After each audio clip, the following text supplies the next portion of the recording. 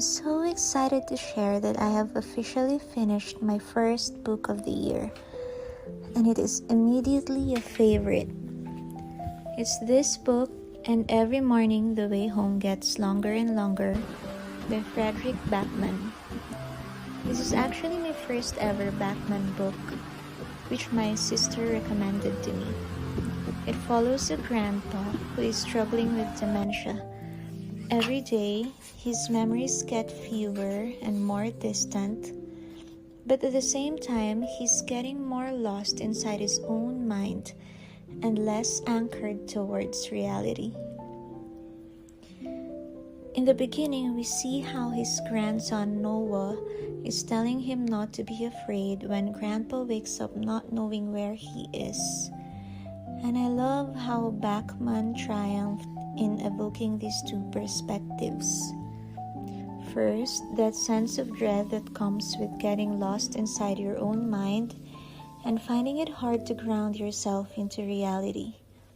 And second, the pain or sadness that Noah must have felt being a witness to it. I want to say the story tackles some heavy stuff. We're talking the slipperiness of memory and time, fear, regrets, love, and the agony of goodbyes. But what makes it heavy is actually the profoundness of the love within the story. His memories with his wife, his bond with Noah, it's also good and heartbreaking.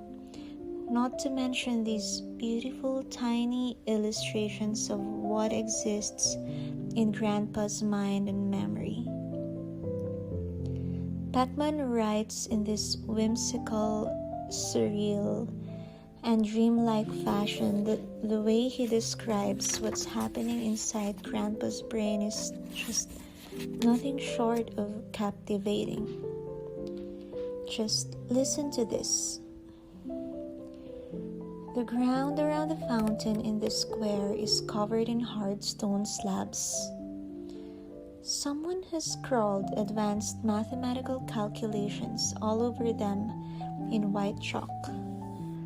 But blurry people are rushing this way and that across them, and the soles of their shoes rub away the numbers one by one until only random lines remain, carved deeply into the stones.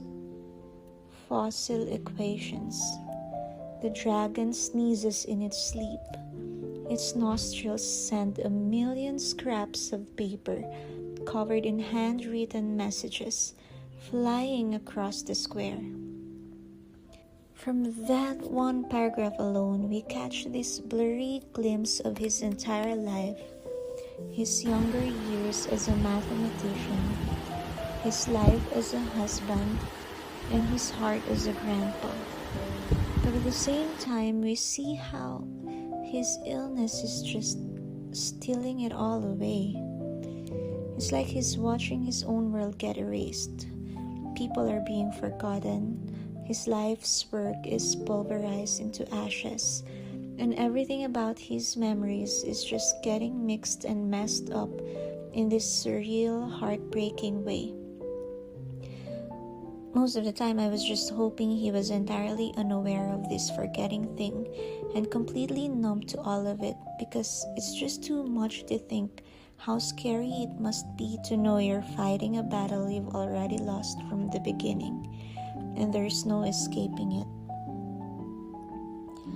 Sometimes I get confused about what's actually happening in the real world versus what's just swirling around in Grandpa's brain or his memory. But personally, that's the beauty of fiction for me. It's just so open to interpretation and circles of thought. And perhaps it's precisely because Grandpa himself can barely swim to the shore from the depths of his mind. I want to read this specific part to you. The bench is in a square. Noah blinks heavily at the sunrise beyond it, newly woken. He doesn't know where they are because this has always been their game. Noah closes his eyes and Grandpa takes him somewhere they've never been before. I know this square represents Grandpa's brain, but I like to think that the sunrise Noah is blinking at is actually just Grandpa's far-off gaze in reality, while Noah is sitting there looking at him. It's just my personal interpretation, because for me there's just something about people with dementia when they're caught in their own reverie. For me, they always have this look like they're staring so far ahead, trying to catch those slippery memories like they're watching a distant sunset slip behind the horizon. One of the absolute saddest parts for me is watching his memories of his wife just starting to fade away. I think this is the part I started crying because the dialogue is so profound and filled with longing, the love, the loss, not only of the person but of the time they could still spend, but death both robbed them of. There's no love without loss, and there's no grief without love. The way Backman writes about how falling in love is the last memory to abandon him. It's like even when his brain is failing him, his heart is not. Anyway, I don't want to spoil things much further. I just love books that don't need that much words to capture what seems incredibly hard to explain, to borrow Grandpa's words. Backman's empathy towards the grandpa is what makes this book so valuable. Often our world is so quick to just dispose of old people as if they are useless or no longer contributing to whatever progress this world is talking about.